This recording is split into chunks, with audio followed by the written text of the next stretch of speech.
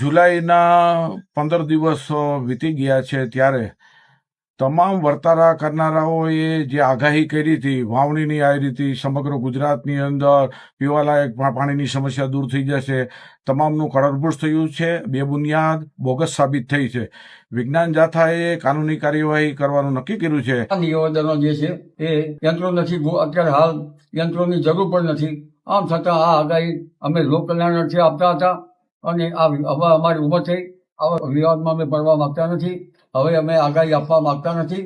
જ્યારે અમને કોઈ સપોર્ટ મળશે તો અમે આગાહી આપશું, પરંતુ અત્યારે અમે આગાહી બંધ કરીએ છીએ. નમસ્કાર, વિશેષ ન્યૂઝમાં દિનેશ સિંધવ તમારું સ્વાગત કરું છું. અંબાલાલ પટેલ અને જયંત પંડ્યા જે વિજ્ઞાન જાથાના ચેરમેન છે, બંને વચ્ચેની માથાકૂટ વધી ગઈ છે અને માથાકૂટ ત્યાં સુધી પહોંચી છે કે વિજ્ઞાન જાથાના જયંત પંડ્યાએ તો ત્યાં સુધી કીધું છે કે વર્તારા ખોટા પડ્યા છે, એટલે જે લોકો આગાહી કરે છે એમની સામે કાનૂની કાર્યવાહી કરશે. સામે અંબાલાલ પટેલ એવું કહ્યું છે કે હવે પછી ક્યારેય લોક કલ્યાણ માટે પણ તેઓ આગાહી નહીં કરે, એટલે મીડિયાએ બાઇટ લેવા ના આવું. આ વિવાદની વચ્ચે પરેશ ગોસ્વામી પણ જોડાયા છે અને વિવાદની વચ્ચે તેઓ શા માટે આખો જે મામલો છે એમાં શા માટે તેઓ પણ પોતાનું એક સ્ટેન્ડ લઈ રહ્યા છે એ વિશે વાત કરવી છે. પરેશભાઈ, શરૂઆતમાં વિડીયોમાં મેં અંબાલાલ પટેલની બાઇટ સંભળાવી છે ઓડિયન્સને અને જયંત પંડ્યાને પણ મેં સંભળાવ્યા છે, જે તમને ખ્યાલ જ છે કે બંને શું બોલ્યા છે. તમારી શું પ્રતિક્રિયા છે મામલે? દિનેશભાઈ, આમ જોવા જઈએ તો અંબાલાલ કાકા છે વર્ષા વિજ્ઞાનની અંદર ખૂબ અનુભવી છે. એમનો ઊંડાણપૂર્વકનો અભ્યાસ છે અને એનો અભ્યાસ અને એને જે સતત મહેનત કરી અને ખેડૂતો સુધી જે હવામાનની માહિતી પહોંચાડે છે એનાથી ગુજરાતના ખેડૂતોને ઘણો બધો ફાયદો પણ થાય છે. અને બીજી વાત તો એ છે કે આમાં અંબાલાલ કાકાને વ્યક્તિગત કોઈ સ્વાર્થ નથી કે એમાંથી કોઈને પેમેન્ટ નથી લેવું, એને કોઈ આમાંથી 1 રૂપિયાની પણ આવક નથી. એકદમ નિસ્વાર્થ ભાવે ગુજરાતના ખેડૂતોને એ આ વરસાદ વિશેનું માર્ગદર્શન આપે છે. અને આ જે કામ છે એ પોતે ગ્રહ નક્ષત્રના આધારે સાથે ભડલી વાક્યોના જે આધારેનો જે અભ્યાસ છે એના આધારે કરે છે. એટલે એક પ્રકારે કહેવાય જાય તો આપણી જે ભારતીય પરંપરા છે, આપણી જે સંસ્કૃતિ છે, એ સંસ્કૃતિને એને જાળવી પણ રાખી છે ને એને ખૂબ મોટું યોગદાન આપ્યું છે. એટલે મારું તો વ્યક્તિગત એવું માનવું છે કે અંબાલાલ કાકા જેવા વ્યક્તિ હોય એની આટલી બધી સેવા કરી હોય તો સરકારે એની નોંધ લઈ અને એને પદ્મશ્રી એવોર્ડ આપીને સન્માનિત કરવા જોઈએ. આની પહેલા પણ મેં આ 1-2 વખત અપીલ કરી ચૂક્યો છું, કેમ કે એ સન્માન કરવાને લાયક છે, એને ઘણું બધું યોગદાન આપ્યું છે. ત્યારે આ જયંતભાઈ પંડ્યા છે હંમેશા આ વસ્તુને નથી સમજી શક્યા અને આનો સતત વિરોધ કરી રહ્યા છે. એટલે મને ક્યાંય ને ક્યાં આમાં એક મોટી સાજિશ પણ લાગી રહી છે અને ક્યાંક જયંતભાઈ છે સસ્તી પબ્લિસિટી લેવા માટે પણ અંબાલાલ કાકાનો વિરોધ કરતા હોય એવું લાગી રહ્યું છે. અત્યારે ગુજરાતની અંદર જોવા જઈએ તો ચોમાસા દરમિયાન સતત જો કોઈને સર્ચ કરતા હોય અથવા તો કોઈને વધુમાં વધુ સાંભળતા હોય એવા કોઈ વ્યક્તિ હોય તો એ છે અંબાલાલ કાકા. અને ગુજરાતની જાણીતો ચહેરો હોય એટલે આસાનીથી આપણે કહી શકાય ને કે આસાનીથી ત્યાં એનો વિરોધ કરીને પબ્લિસિટી મળે. એટલે એવું ક્યાંક ને ક્યાંક વિજ્ઞાન જાથા અત્યારે કરી રહ્યું હોય એવું લાગે છે. હવે હું આપને એક જણાવું કે જે ભારતીય જે પરંપરા છે એ પરંપરાની અંદર જે અંબાલાલ કાકા કામ કરે છે એ કોઈ એ સાહિત્ય એમણે ઊભું કરેલું નથી. આ તો આપણી સંસ્કૃતિ વર્ષોથી વેદો અને પુરાણોમાં પણ વર્ષા વિજ્ઞાન વિશેના ઘણા બધા ઉલ્લેખો છે. અને વિજ્ઞાન અને ટેકનોલોજી જે આ છેલ્લા 100-200 વર્ષમાં જે વિકાસ કર્યો પણ એ કહી શકાય કે 100-200 વર્ષનો ઇતિહાસ છે. જ્યારે આપણી જે સંસ્કૃતિ છે તો હજારો ને કરોડો વર્ષ જૂની. તો આની અંદરથી જે આપણે અમુક સાહિત્ય મેળવીને પણ જો અંબાલાલ કાકા છે એને કારણે ખેડૂતોને ફાયદો થતો હોય તો એ ફાયદો એને અપાવવો જોઈએ. ખાસ કરીને અંબાલાલ કાકાએ આજે જે આગાહી ન કરવાનો નિર્ણય કર્યો છે આ પણ મારા માટે દુઃખદ વાત છે. હું ટૂંક સમયમાં અંબાલાલ કાકાને રૂબરૂ મળવા પણ જવાનો છું. મારા દાદા સમાન છે, હું એમના ચરણ સ્પર્શ કરી એમના આશીર્વાદ લઈશ અને હું એને ખૂબ વિનંતી કરવાનું છે કે કાકા તમારે આગાહી ચાલુ રાખો જેથી કરીને ગુજરાતના ખેડૂતોને ફાયદો થાય. બિલકુલ, તમે ગુજરાતના ખેડૂતોના ફાયદાની વાત કરી છે પરેશભાઈને. વિજ્ઞાન જાથાના જયંત પંડ્યાનો એવો દાવો છે કે વૈજ્ઞાનિક ઢબે આગાહી થતી નથી, માત્ર વર્તારા જે આપે છે ખોટા પડે છે. અને જયંત પંડ્યાનો એવો દાવો છે કે જૂન અને જુલાઈની જો વાત કરું તો જે પ્રકારે વર્તારાની વાત કરી હતી કે પીવાલાયક પાણી પૂરતું મળી જાય એટલો વરસાદ પડશે, વાવણી લાયક વરસાદ હશે કે બધે વાવણી થઈ જશે, તો જયંત પંડ્યાનો દાવો છે કે વર્તારા કરનારા ખોટા પડ્યા છે એટલે કાનૂની કાર્યવાહી કરશે, કારણ કે ખેડૂતોના લાખો કરોડો રૂપિયાના બિયારણનો વ્યય થયો છે, નુકસાન થયું છે, એવું જયંત પંડ્યાનું માનવું છે. શું કહેશો? તો દિનેશભાઈ, પહેલી વાત તો એ છે કે બિયારણનો વ્યય થયો કે નથી થયો એ જયંતભાઈ જાણતા નથી. એનું કારણ છે કે જયંતભાઈ છે એનો વિષય ખેતી હોય એવું મને લાગતું નથી. કેમ કે હું પોતે ખેતી કરું છું, ખેડૂતનો દીકરો છું. હું કૃષિ વિશે પણ ઘણી બધી માહિતી છે ખેડૂતોને આપતો રહું છું, સાથે હવામાનની માહિતી પણ આપતો રહું છું. એટલે મારી દ્રષ્ટિએ જોવા જઈએ તો આમ જોવા જઈએ તો જે આપણે કહી શકાય કે અંબાલાલ કાકા હોય કે ઘણા બધા બીજા આગાહીકારો, હા બધા જ સાચા હોય એવું મારું નથી કહેવાનું, પણ વ્યક્તિગત મારું માનવું છે ત્યાં સુધી અંબાલાલ કાકા છે એની આગાહીમાં ખૂબ સચોટતા હોય છે. અને અંબાલાલ કાકાની આગાહી છે મારું વ્યક્તિગત એવું માનવું છે કે લગભગ 90 થી 92% સાચી હોય. તો સ્વાભાવિક રીતે જયારે 92% આગાહી કોઈની સાચી પડે તો 8% ખોટી પડે. તો જે કદાચ ક્યારેક ખોટી પડી હોય તમે એમને ટાર્ગેટ રાખી અને જો કોઈ માણસનો આપણે દોષ કાઢીએ તો પછી એનો કોઈ વિકલ્પ નથી. પણ 92 કામ સાચા કર્યા છે કે સારા કર્યા છે એની નોંધ પણ અહીંયા લેવી જોઈએ. એટલે આ બધું જે આખું જે ચાલી રહ્યું છે એની અંદર મારું તો એટલું કહેવાનું છે કે આગાહી કરવી કે ન કરવી એના માટે કોઈ સર્ટિફિકેટ પાઠવાનો કોઈ અધિકાર વિજ્ઞાન જાથાને કે જયંતભાઈને આપેલો નથી. જો સરકાર કાલ સવારે કોઈ એવો કાયદો લઈ આવે, સરકાર એવું કહેશે કે ભાઈ સરકારી ઓફિશિયલ જે સંસ્થા છે હવામાન વિભાગ, ઇન્ડિયન મીટરોલોજી ડિપાર્ટમેન્ટ, એના સિવાય કોઈ આગાહી ન કરવી, આવું જો સરકાર જાહેરનામું બહાર પાડશે તો ચોક્કસથી બધા જ આગાહીકારો છે માન્ય રાખશે. કેમ કે સરકારનો જે પણ નિર્ણય હોય એ તો બધાના માટે શિરોમાન્ય હોય છે. એ બધા હું પણ કહું છું ને, હું પણ એને શિરોમાન્ય માનીશ.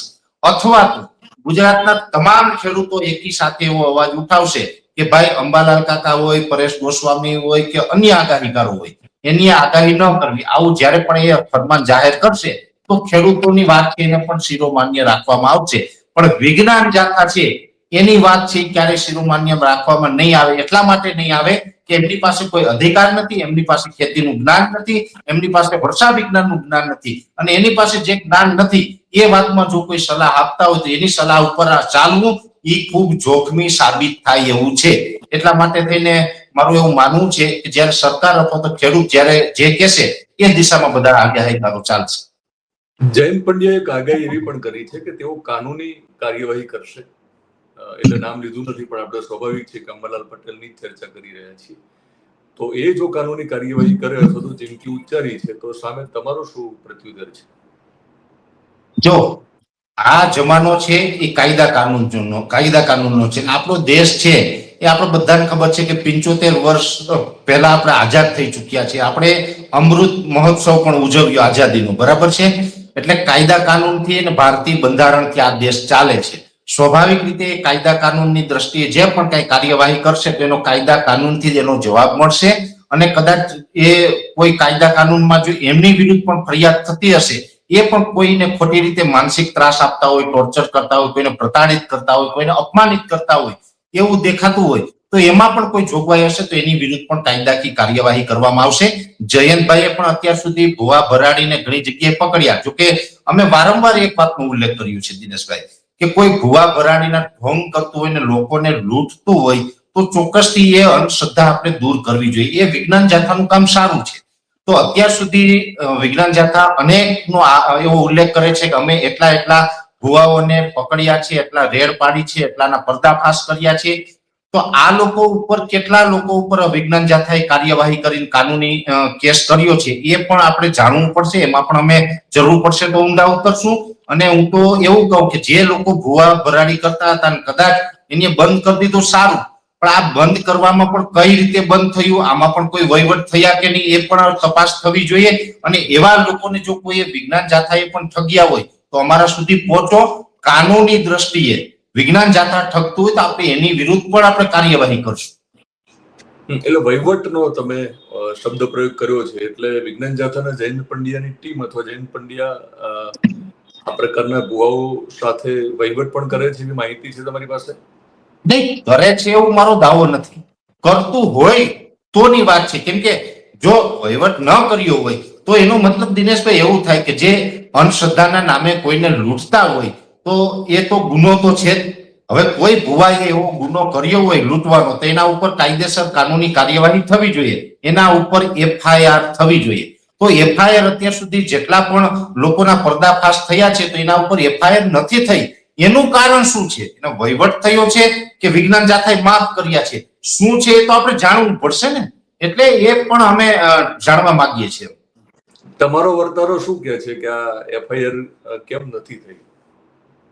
ના દિનેશભાઈ, અત્યાર સુધી જો વિજ્ઞાન જાથા હું ક્યારેય જયંતભાઈને મળ્યો નથી. વિજ્ઞાન જાથાની શું કામ જે કરે છે એમાં ક્યારેય હું ડીપમાં ગયો નથી. તમે બહુ સ્પષ્ટ માનો છો કે જે કાર્યવાહી વિજ્ઞાન જાથાએ માનો કે કરી હોય ભુવાઓ સામે, એને દુનિયાની સામે ખુલ્લા પડવાની, તો જે કેસમાં એફઆઈઆર નહીં થઈ હોય એવા કેસની તમે વાત કરો છો, ક્યાં તમને મોટા ભાગના કેસમાં એફઆઈઆર થઈ જ નથી દિનેશભાઈ. મોટા ભાગના કેસમાં એફઆઈઆર જ નથી થઈ. અને એફઆઈઆર નથી થઈના બે રસ્તા નીકળી શકે. કાં તો કોઈ ત્યાં વહીવટ થયો હોય, અથવા જો વહીવટ, મારો કોઈ એના ઉપર આક્ષેપ નથી કે વહીવટ થયો, કદાચ થયો હોય તો ના થાય. અથવા તો એવું બને કે તમે કોઈ જગ્યાએ ભુવા ભરાડી પાસે જાઓ, રેડ પાડો, ત્યાં ફોટા પડાવો અને મીડિયામાં આપી દો, અને મીડિયામાં તમે સસ્તી પબ્લિસિટી મેળવી લો. કાં તો સસ્તી પબ્લિસિટી મેળવવા માટે થઈને જતા હોય ને વિડીયો બનાવીને જાહેર કરતા હોય, પછી એફઆઈઆર ન કરે. બેમાંથી એક તો હશે. શું હશે એ તપાસનો વિષય છે. અને એની અંદર પણ જો કે આમ જોવા જઈએ તો મને વિશ્વાસ છે કે કદાચ એવું નહીં કરતા હોય. જો કરતા હોય ને ભૂતકાળમાં એવું થયું હોય તો જે લોકો સાથે કદાચ ખોટું થયું હોય તો અમારો સંપર્ક કરે, અમે એમને પણ મદદ કરશું. અને કાનૂન છે એ બધા માટે લાગુ પડશે. કાનૂનથી પર તો કોઈ છે નહીં દિનેશભાઈ. હું હોય, જયંતભાઈ હોય, અંબાલાલ કાકા હોય કે અન્ય કોઈ પણ વ્યક્તિ હોય, કાનૂન બધાને લાગે છે. બધાને કાનૂનના દાયરામાં રહેવું પડશે. કાનૂની કાર્યવાહી છે એ આગાહીકાર ઉપર થતી હોય તો બીજું કોઈ ખોટું કરતું હોય એના ઉપર પણ થવી જોઈએ. એક પરેશભાઈ, આ ડિબેટમાં એક અંતિમ સવાલ. તમે એવું કહ્યું છે કે એક તો સસ્તી લોકપ્રિયતા મેળવવા માટે કદાચ અંબાલાલ પટેલનો વિરોધ કરતા હશે જયંત પંડ્યા, સાથે તમે એવું કહ્યું કે કંઈક સાજિશ પણ છે, એટલે ષડયંત્ર પણ છે. તો એટલે કયું ષડયંત્ર તમને દેખાઈ રહ્યું છે? ષડયંત્ર મને તો એવું લાગે છે કે જો આમ તો જ્યારે ભાઈ જયંતભાઈએ એવી વાત કરી કે આગાહીને કારણે, અંબાલાલ પટેલની આગાહીને કારણે ખેડૂતોને નુકસાન ગયું છે. હવે હું તમને એમ કહું દિનેશભાઈ, ખેડૂતોને નુકસાન કઈ વરસાદ ન આવે એકથી જ થાય છે, વરસાદ વધારે આવે તો પણ થાય છે. ભૂતકાળમાં અમે ઘણી વખત આગાહી કરતા વાવાઝોડું આવશે ને આવે છે, અને વાવાઝોડું આવે તો ખેડૂતને નુકસાન થાય, અતિવૃષ્ટિ થાય તો ખેડૂતને નુકસાન થાય. અત્યારે પોન્ડ હોય કે જેતપર હોય એમાં ખેડૂતના ખેતરમાં જે વીજ પોલ આવી રહ્યા છે તો એની અંદર પણ નુકસાન છે. તો જો જયંતભાઈને ખેડૂતના નુકસાન થાય ને એનાથી એને દુઃખ થતું હોય તો આ એકમાં જ કેમ ન થયું? આ થાંભલા અત્યારે પડાઈ રહ્યા છે ખેતરમાં, તો વીજ પોલના મુદ્દા ઉપર, ખેડૂતના નુકસાન ઉપર કેમ નથી બોલતા? મને તો એવું લાગી રહ્યું છે કે એને કોઈ એવી કદાચ સોપારી આપી હોય કે ખેડૂતોને જે આગાહીકારો આગાહી આપે, કોઈ ખેતીની માહિતી આપે, આ બધું બંધ કરાવો, જેથી કરીને ખેડૂતો પાયમાલ થાય, બરબાદ થાય. ખેડૂત બરબાદ થાય તો ઉદ્યોગપતિ પછી એની જમીન છે એ સસ્તા ભાવે લઈ લે. આવું પણ હોઈ શકે છે. એટલે આમાં શું છે એ તપાસનો વિષય છે. ઓકે, એમનો એક દાવો છે કે છેલ્લા વર્તારાઓ આગાહીકારોના ખોટા પડ્યા છે, તો એને લઈને શું પ્રતિક્રિયા છે? જો પહેલી વાત તો એ છે, બધા જ આગાહી કરે, બધાની ઘણી વખત સેમ તારીખ હોય ને ઘણી વખત અલગ અલગ તારીખ હોય. બધા જ પોતપોતાના અનુભવ પ્રમાણે આગાહી કરતા હોય. ઘણા બધા મિત્રો છે એ ગ્રહ નક્ષત્ર કે વર્તારા ઉપરથી કરતા હોય. મારા જેવા લોકો છે એ ક્યાંક મોડેલના આધારે સેટેલાઇટ થી પ્રિડિક્શન કરી કરતા હોય છે. પણ મેં આપને જણાવ્યું એમ કે 8-10% ખોટું પણ પડતું હોય. કેમ કે 100% સાચું તો હવામાન વિભાગની તરફેણ કરે છે જયંતભાઈ. તો અત્યાર સુધીમાં હવામાન વિભાગનો રેકોર્ડ લઈ લે તેનું 100% તો સાચું નથી પડ્યું અને પડી જ ન શકે. કેમ કે ભગવાન તો કોઈ છે નહીં, અંતે બધા માણસ છે. 100% તો ભગવાનના હાથમાં હોય છે. આ તો બધું અનુમાન કરવાનું હોય છે, અને જે અનુભવના આધારે જે અભ્યાસ કરીને માહિતી આપવાની હોય છે. 8-10% આગાહી ખોટી પડે તો અમે આ એક રાઉન્ડમાં કદાચ કોકનું ખોટું પડ્યું હોય તો એનો મતલબ એ દોષિત નથી. 8% ખોટું પડીએ એમાં કદાચ આ રાઉન્ડ આવ્યો હોય તો ખોટું પડીએ એ જ વાતને તમે કદાચ પકડી લે જયંતભાઈ અને એના ઉપર કાર્યવાહી કરવાનું કહેતા હોય તો એ વસ્તુ ખોટી પડે. બીજી વાત એ છે કે આ રાઉન્ડની અંદર આ વર્ષે વર્તારો કરવા વાળા હોય કે ટેકનોલોજી ઉપરથી આગાહી કરવા, બધાએ એક વાત તો કરી હતી કે આ વર્ષે ચોમાસું થોડુંક દર વર્ષની સરખામણીએ નબળું તો રહેવાનું છે. ગયા વર્ષે 109% વરસાદ ગુજરાત રાજ્યની અંદર વરસ્યો હતો. હું પણ ઘણા સમયથી એવું કહું છું કે 90 થી 92% વરસાદ રહેશે. આ વર્ષે વરસાદનું પ્રમાણ ઓછું રહેવાનું છે. તો ઓછું રહેવાનું છે. અત્યારે આપણે જૂન મહિનામાં પણ અભાવ જોયો, આ જુલાઈમાં પણ ઘણી જગ્યાએ આપણે અભાવ જોઈએ છે. હજુ ઘણા બધા વિસ્તાર છે, દ્વારકા, જામનગર, પોરબંદર, કચ્છ હોય, બીજા પણ ઘણા છૂટાછવાયા એવા વિસ્તાર છે હજુ વાવણી નથી થઈ. તો એનો એ સીધો જ મતલબ એ થાય કે આ અલ્નીનોની અસર જોવા મળી. આગાહીકારો તો બધા ઘણા સમયથી કહેતા હતા. આ રાઉન્ડ જયારે ચાલતો હતો, જે જુલાઈ મહિનામાં પ્રથમ અઠવાડિયામાં જે અમુક જગ્યાએ અતિ ભારે વરસાદ પડ્યો, સુરતની બધા હાલત જોઈ છે કે ત્યાં એક સાથે વરસાદ પડ્યો, સુરતમાં ઘરોમાં પાણી ઘૂસી ગયા. એવી રીતે ગીર સોમનાથ હોય કે જુનાગઢનું માંગરોળ માળિયા હોય, કેશોદ હોય, અમરેલીનું ખાંભા છે, રાજુલા છે, આ વિસ્તારમાં પણ ધોધમાર વરસાદ પડ્યા. છતાં પણ અમે એમ કહેતા હતા ભલે ત્યાં ધોધમાર વરસાદ પડે, પશ્ચિમ સૌરાષ્ટ્ર ને કચ્છ છે આ વરસાદથી વંચિત રહેવાના છે. તો રહ્યા કે ન રહ્યા? તો મતલબ કહેવાનો એ છે કે જે આગાહી હતી એ તો ઘણી જગ્યાએ મોટા ભાગે સાચી પણ હતી. પણ હવે જયંતભાઈ છે એ લોકોની આંખમાં ધૂળ નાખે છે. એમને નામ લઈને કેવું જોઈએ કે આ વ્યક્તિની આગાહી હતી કે જેને દ્વારકામાં વરસાદનું કીધું હતું, વરસાદ નથી પડ્યો. અને આવું એક વખત નહીં, 10 આગાહી કરીને 10 માંથી 8 વખત ખોટું પડ્યું. આવું ઓન પેપર અથવા તો કોઈના વિડીયો હોય, મીડિયાની ડિબેટ હોય, એ બધું ડેટા લઈને બેસે સાબિત કરે ને તો જયંતભાઈ સાચા કહેવાય. આ તો માત્ર એમ કીધું દ્વારકામાં વરસાદ નથી પડ્યો, જામનગરમાં નથી પડ્યો એટલે બધા ખોટા પડ્યા, એવું હોય નહીં. કેમ કે જો 10 વખત આગાહી હોય, 10 માંથી 7-8 વખત ખોટી પડી હોય તો વર્તારા કરવા વાળાને આપણે ખોટા કહી શકાય. આ વખતે નથી પડ્યો તો આપણે એવું સમજવું પડે કે 10 વખત કરે એમાં 2 વખત ખોટું પડતું હોય તો આ 2 વખતમાંથી એક આ ગણી લે. એટલે આમાં જે જયંતભાઈની વાત છે ને પાયા વિહોણી છે. અને મને તો એવું લાગે છે કે અત્યારે જયંતભાઈ છે ને એ એટલી હદે આમાં કહી શકાય ને કે માનસિક રીતે આમાં એટલા વળગી ગયા છે કે એને અત્યારે આગાહીકાર સિવાય કઈ દેખાતું નથી. ખાસ કરીને અંબાલાલ પટેલ સિવાય કઈ દેખાતું નથી. અંબાલાલ પટેલનો વિરોધ શું કામ? આ પણ જયંતભાઈએ જવાબ આપવો જોઈએ. કેમ કે આગાહી માત્ર અંબાલાલ પટેલ એક નથી કરી રહ્યા. ગુજરાતની અંદર કૃષિ યુનિવર્સિટી ઘણી બધી છે અને જો કૃષિ યુનિવર્સિટી છે તો સરકાર સંચાલિત છે. અમારી જુનાગઢની અંદર ખૂબ સારામાં સારી કૃષિ યુનિવર્સિટી છે દિનેશભાઈ. સૌરાષ્ટ્ર ઝોનની નંબર 1 યુનિવર્સિટી જુનાગઢની અંદર છે. ત્યાં ઘણા બધા બિયારણોના અલગ અલગ દવાના સંશોધન પણ થાય, લેબોરેટરી પણ છે. હવે કૃષિ યુનિવર્સિટીએ પણ આગાહી કરવાનું સ્થાન આપેલું છે કે તમે અમારા પ્લેટફોર્મ ઉપર આવો ને અહીંથી આગાહી કરો. જુનાગઢની અંદર દર વર્ષે એક તારીખ ફિક્સ છે, 25 મે. કોઈ પણ સાલ હોય દર વર્ષે 25 મે ત્યાં લગભગ 45 જેટલા આગાહીકારો આવે છે અને બધા જ વર્તારાના જે પોતપોતાનો અનુભવ છે એના આધારે આગાહી આપે. એ વર્ષા વિજ્ઞાન મંડળ આખું જે ચાલે છે અને એ મંડળ છે એ પછી આખા વાર્ષિક આગાહી આપતું હોય છે. તો કૃષિ યુનિવર્સિટી એટલે કે સરકારી સંસ્થા પણ એને સપોર્ટ કરી રહી છે. આ તમામ સપોર્ટ કરી રહ્યા છે. માત્ર ને માત્ર ગુજરાતની અંદર કોઈને પ્રોબ્લેમ હોય તો એ જયંતભાઈ પંડ્યાને એકને છે. તો એકનો પ્રશ્ન છે એ વ્યક્તિગત છે. હું તો એવું કહું કે આમાં આની વાતને બહુ ગંભીરતાથી લેવાની જરૂર નથી. આ માણસ છે આવા બફાટ છે અવારનવાર કરતા રહીએ છે. એને તો ભૂતકાળમાં એક જગ્યાએ કઈક સત્યનારાયણ ભગવાનની કથાનો પણ વિરોધ કરેલો, પીજીવીસીએલ ની ઓફિસમાં ચાલતી હતી ત્યાં. એટલે ધાર્મિક પ્રવૃત્તિ ચાલતી હોય, ભારતીય સંસ્કૃતિ, હિન્દુ સંસ્કૃતિ એની પરંપરા જે ચાલી આવે છે એનો વારંવાર વિરોધ કરવો એ એની માનસિકતા બની ગઈ છે.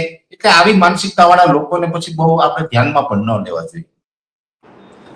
જી પરેશભાઈ, થેન્ક યુ વેરી મચ. જે વિવાદ છે એને લઈને તમે તમારો પક્ષ રાખ્યો છે. હું જ્યાં સુધી સમજુ ત્યાં સુધી મારા આટલા વર્ષો સમજણ આવી ત્યારથી લઈને અત્યાર સુધીમાં ખેડૂતોએ હવામાન વિભાગની આગાહી કરતા અંબાલાલ પટેલની આગાહી ઉપર વધારે વિશ્વાસ કર્યો છે. એમના વિશ્વાસ ઉપર જ્યારે આક્ષેપ થઈ રહ્યા છે ત્યારે મને લાગ્યું આના ઉપર એક ચર્ચા થવી જોઈએ. પરેશભાઈ, થેન્ક યુ વેરી મચ.